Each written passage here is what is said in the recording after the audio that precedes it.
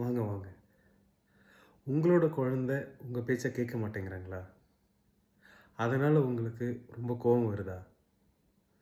கோவத்தில் திட்டவோ அடிக்கவோ செய்கிறீங்களா? இந்த இடத்துல பாதிப்பு உங்களுக்கு மட்டும் இல்லை, உங்கள் குழந்தைக்கும் தான்.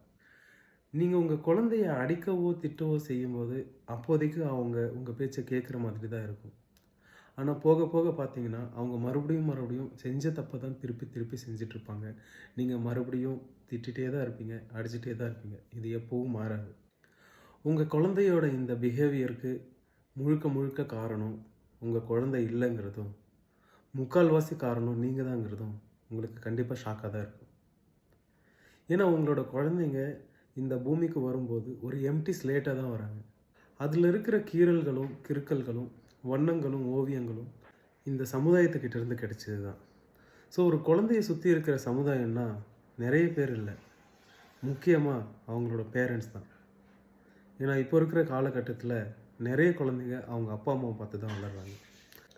உங்கள் குழந்தைங்க வருத்தப்படாமல், நீங்கள் கோவப்படாமல் ஒரு நல்ல எதிர்காலத்தை உருவாக்க நம்மளால் கண்டிப்பாக முடியும்.